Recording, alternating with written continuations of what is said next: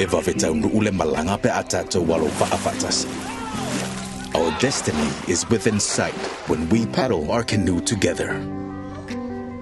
In an ever-changing world, we have held on to our traditions, passing them on to our next generations and to our future leaders.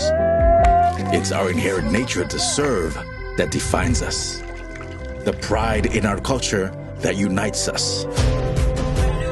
It is etched deep into our DNA. We stay connected to our roots and to each other, even when we are oceans apart. Where do we go from here? Only the future knows, but we'll be there. Journey together with Digicel.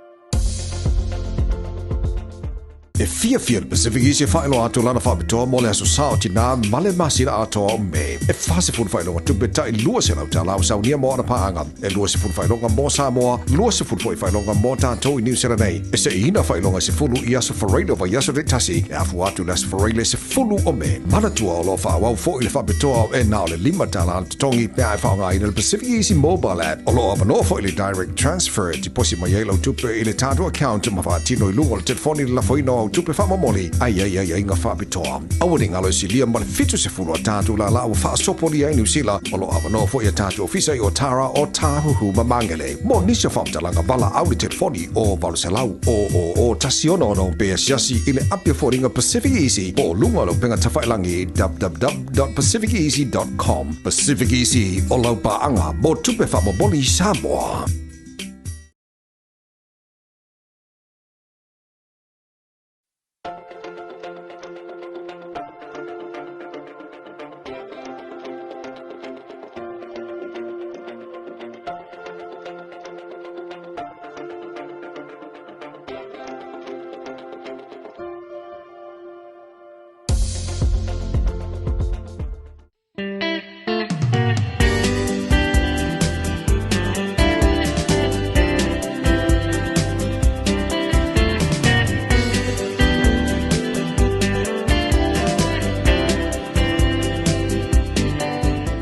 Ai o te ia saina ta pua whanua o tu pua sao Samoa.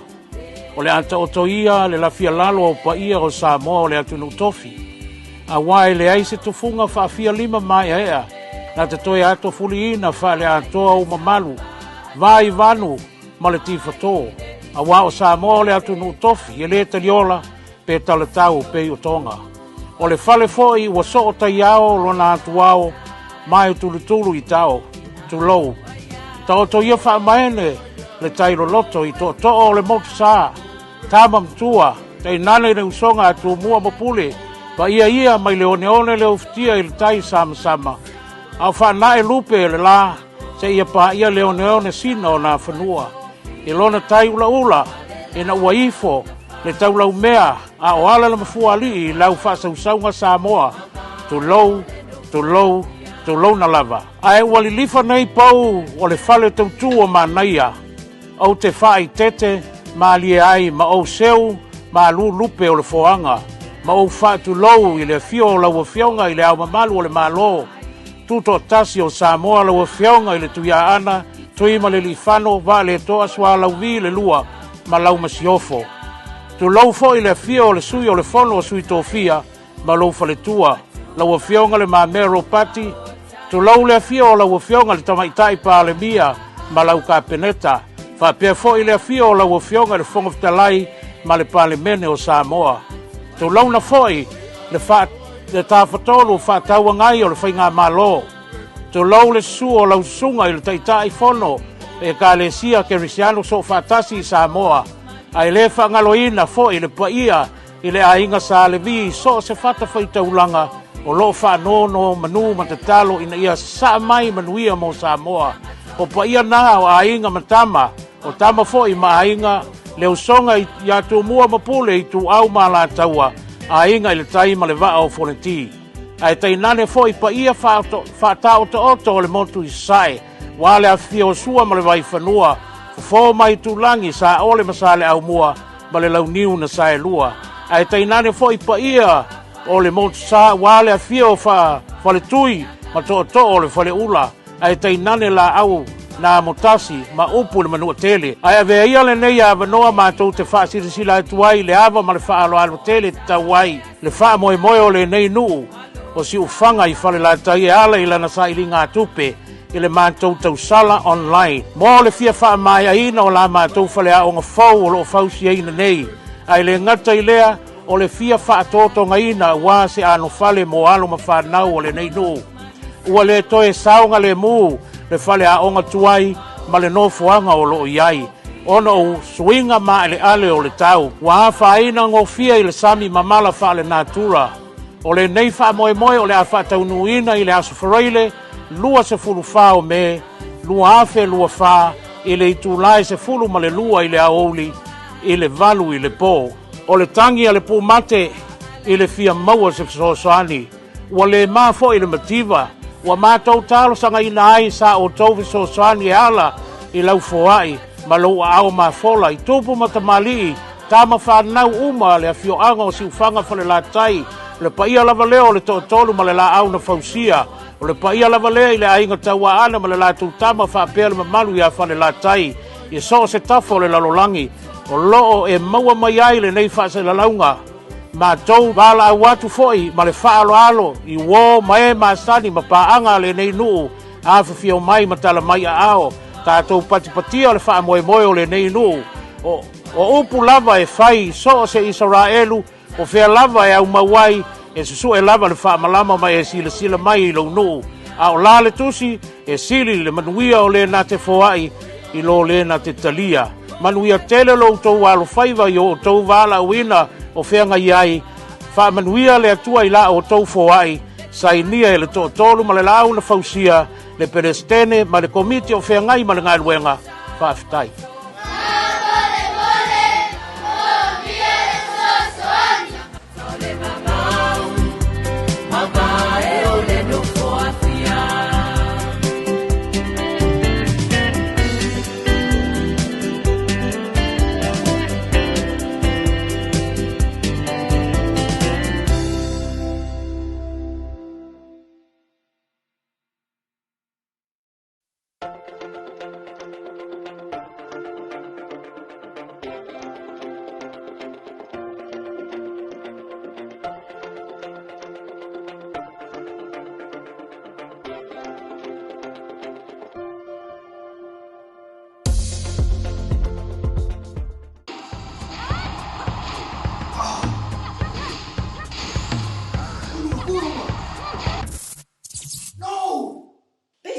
Umar que espaço. Salve, Marfia. Ai.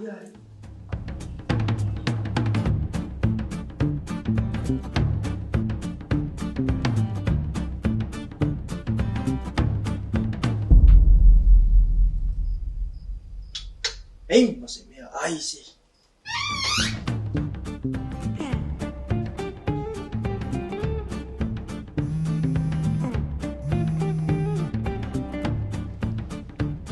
Halo, Anggo. Soli. Marami ke mga oiro ki amakat pro kala meri ko viri mai. Boleh juga mah. Si masih nak ucap Malaysia. Oh. Mapawale kay me ke ro hai ka umaya or kamanga kay me va ko top up por pau. Ala no ke umra nga pau. Fe heri po inga ro ya pau. Iya, boleh. Fao misi namanya sih, maka sih namanya ya boleh mahal. Ya falong le mai o se wakati. Elingi me fa va por me ro la ko o va yung. Iyo, ale la top up ko la ki ro fai mai or me fai online e va be ro fai. Le la ko pe ko munguli am kar po kala me. Ma alo ka u mai ka ko next to nga u fa pa wa ko mala ko maka mai. Fa ngai la unga ngale Pacific 40. Mal talo fa va. Wai do. Ya boleh. Okey. Ya, lenga. Wa fa ro mai. Ya fala ya langa la fai kurso mama kama show de fai la ko fa la do. Ya ma fa la ke le fai ngole unga ngal Pacific 40 mal la ko ka fa. 6. Stay lo. Le Pacific 40 iso se tafa o Samoa. Wo fa faingo fia nei nisi o nanga e pe o fa taunga. Pili o ka nga luenga manisi lava o loa mo Samoa. Asiasi nei loa le lato website mo fa nga inai le taha lofa voucher.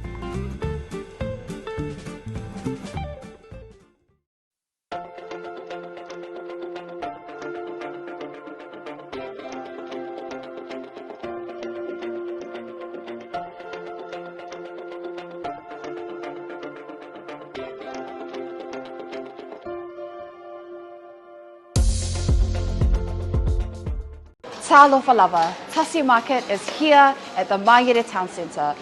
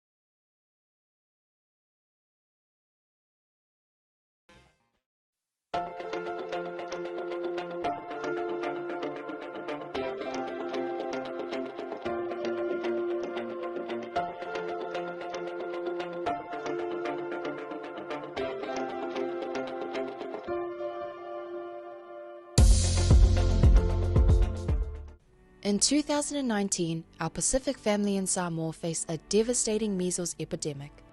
It was a stark reminder of the importance of immunization. Our Pacific community is strong, but measles can strike anyone. Immunization is our shield against this deadly disease. Let's learn from Samoa's experience. Let's protect our families, our children, and our elders. Let's show Aotearoa the strength of our Pacific community. Immunize today, protect tomorrow. Let's stand together and protect our future.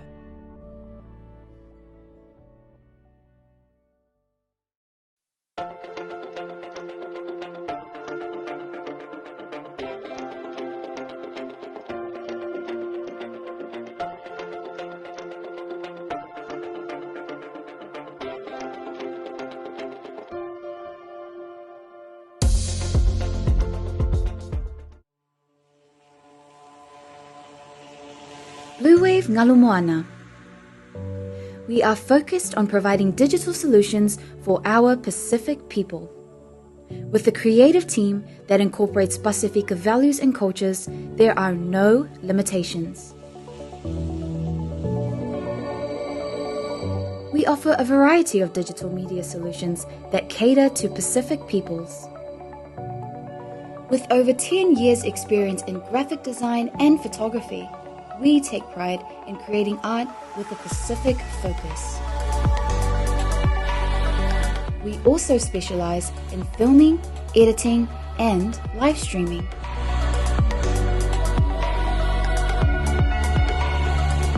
A digital media company serving our Pasifika families, Pasifika businesses, and Pasifika communities. Bluwave Ngalumoana. Live and breathe Pacific.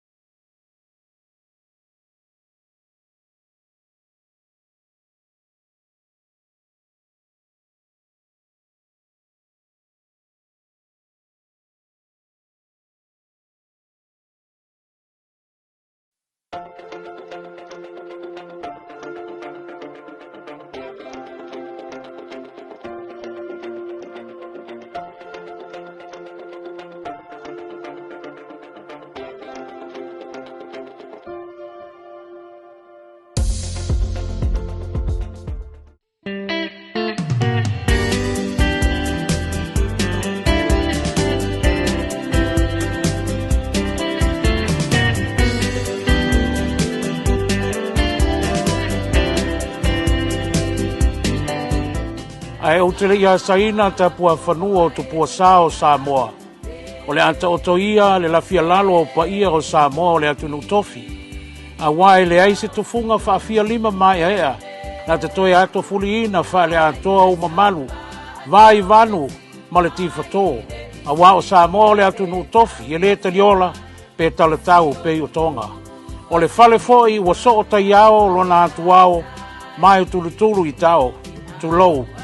Tau to ia wha maene le tairo loto i to o le motu saa. Tama mtua, tei nane le usonga atu mua mapule. Pa ia mai le one le uftia i le tai sama. Au wha nae lupe le la, se ia pa ia le one sina o na whanua. I lona tai ula, e na ua ifo, le tau lau mea, a o ala le mafua li i lau wha sausaunga Samoa. Tu lou na lava. Ai wali lifa nei pau o le fale tautu o manaia. Au te whai tete, ma lie ai ma au seu, ma lu lupe o le foanga. Ma au whatu lou i le fio o lau fionga i le au mamalu o le malo. Tuto tasi o Samoa lau fionga i le tuia ana, tuima le lifano, va le toa swa lau vi le lua, ma lau masiofo. Tu lou fo i le fio o le sui o le fono o sui tofia, ma lou fale tua. Lau fionga le ma mero pati, tu lau le fio o lau fionga le tamaitai pa le mia, ma lau ka peneta. Fa pe fo i le fio o lau fionga le fonga fitalai, ma le pale mene o Samoa. Tu lau na foi, le tafatolu fa taua ngai o le whainga malo. Tu lau le su o lau sunga i le taitai fono, e ka le sia ke risiano so fatasi i Samoa. Ai le whangaloina fo i le paia, i le ainga sa le vi, so se fata fai taulanga, o lo whanono manu matatalo ina ia sa mai manuia mo Samoa. O pa ia na o ainga matama, o tama fo i ma ainga, le usonga i atu mua mapule i tu au ma la taua, ainga i le taima le vaa o foneti. Ai tai nane fo i pa ia whatao te oto o le montu i sai, wale a fio sua ma le vai whanua, fo mai tu langi sa ole masale au mua, ma le lau niu na sai lua. Ai tai nane fo i pa ia, o le montu sa wale a fio whale tui, ma to o le whale ula, ai tei nane la au na motasi ma upu le manua tele ai ave ia le nei ave noa mātou te whaasirisila tuai le ava ma le whaalo alo tele tauai le wha moe moe o le nei nuu o si ufanga i whale la tai e ala i lana sa ili ngā tupe i le mātou tausala online mo le fia wha mai aina o la mātou whale a o ngā fau o lo fausi aina nei ai le ngata i lea o le fia wha atoto ngaina wā se ano whale mo alo ma whanau o le nei nuu ua le toe saunga le mū le whale a onga tuai ma le nofoanga o lo iai. Ono o swinga ma le ale o le tau. Wa whaina ngofia i le sami mamala wha le natura. O le nei wha moe moe o le a wha taunuina i le aso whareile, lua se fulu wha o me, lua afe lua wha, i le itulai se fulu ma le lua i le aoli, i le valu i le pō.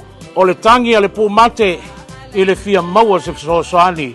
Ua le mafo i le mativa, wa mātou talo sanga ina ai sa o tau fisosoani e ala i lau foai, ma lo ao mafola i tupu matamali, tama whanau uma le a fio anga o si ufanga fale la tai, le paia lava leo le tolu ma le la au na fausia, o le paia lava leo i le ainga taua ana ma le la tūtama whapea le mamalu i a fale la tai, i so se tafo le lalolangi, o loo e maua mai ai le nei wha se la launga, ma tau wala au watu foi ma le whaalo alo i wō mae ma sani ma paanga le nei nuu a whiwhio mai ma tala mai a ao tātou patipatia le wha moe moe o le nei nuu o upu lava e whai so se Israelu o whea lava e au mawai e susu e lava le wha malama mai e sila mai i lau nuu a o la le tusi e sili le manuia o le na te foai i lo le na te talia manuia tele lo tau walo whaiva i o tau wala uina o whenga iai, wha manuia le atua i la o tau foai,